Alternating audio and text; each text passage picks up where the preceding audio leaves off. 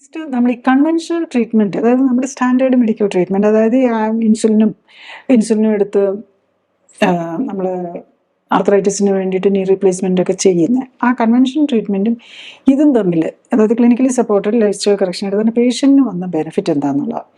Usually ഇപ്പോൾ ഫ്യൂച്ചറിലേക്ക് നമ്മൾ നോക്കിക്കഴിഞ്ഞ് കഴിഞ്ഞാൽ അവർക്ക് ഇൻസുലിൻ എടുക്കണം. ഇൻസുലിൻ എടുത്തു കഴിയുമ്പോൾ ചിലപ്പോൾ ഹൈപ്പോഗ്ലൈസീമിയ, ഷുഗർ താന്നു പോകുന്നതിൻ്റെ പ്രശ്നങ്ങൾ വരാം. പിന്നെ ഇൻസുലിൻ എടുത്തു കഴിയുമ്പോൾ മിക്കവാറും ബി പി കൂട്ടും ഇൻസുലിൻ എടുക്കുമ്പം. അപ്പം ബി പിക്ക് വേണ്ടിയിട്ട് കൂടുതൽ മരുന്ന് എടുക്കേണ്ടി വരാം. പിന്നെ ഇൻസുലിൻ എടുത്താൽ ആർത്രൈറ്റിസ് മാറാൻ പോകുന്നില്ലല്ലോ.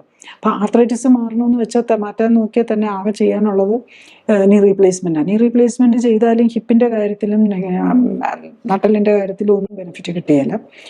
അപ്പം ഇതൊക്കെ ചെയ്ത് കഴിഞ്ഞ് കഴിഞ്ഞാലും ചിലപ്പോൾ കൂടുതൽ ബുദ്ധിമുട്ടിലേക്കായി പോയെന്നിരിക്കും. കാരണം ഇത്രയും ഏജും കൂടെയാണല്ലോ ഈ പ്രോബ്ലം ഒക്കെ ഉള്ളതുകൊണ്ട്. പിന്നെ ഇതുപോലെ ഈ ഡയബറ്റീസും ഹൈപ്പർ ടെൻഷനും ഉള്ളതുകൊണ്ട് ഇപ്പം വേണേൽ ഹാർട്ട് അറ്റാക്ക് പോലെ വരാം. അപ്പോൾ ചിലപ്പം ബൈപ്പാസ് വേണമെന്ന് പറഞ്ഞിരിക്കും. പിന്നെ അതുപോലെ അങ്ങനെ ഓരോരോ കൂടുതൽ മരുന്നുകളായിരിക്കും വേണ്ടി വരുന്നത്. ഫ്യൂച്ചർ പലതരം മരുന്നുകളും ഇത് വേണ്ടി വരും. പിന്നെ എപ്പോഴും ഈ ഇതെല്ലാം മരുന്നുകൾ എടുത്തുകൊണ്ടിരിക്കും, ഇമ്മ്യൂണിറ്റി കുറയും. പ്രത്യേകിച്ച് ഇൻസുലിൻ എടുത്തുകൊണ്ടിരിക്കും, ഇമ്മ്യൂണിറ്റി കുറയും. പിന്നെ എന്തെങ്കിലും കാരണവശാൽ ഒരു ആൻജിയോഗ്രാഫിയോ ഒക്കെ എന്തെങ്കിലും വേണ്ടി വന്നാൽ, ഒരു CT സ്കാനോ ഒക്കെ വേണ്ടി വന്നു കഴിഞ്ഞാൽ ഡൈ ഇഞ്ചെക്ട് ചെയ്യേണ്ടി വരും. അപ്പോൾ ഹാർട്ടിന് പ്രോബ്ലം വരാം. കാരണം കിഡ്നി ഓൾറെഡി വീക്കാണ്.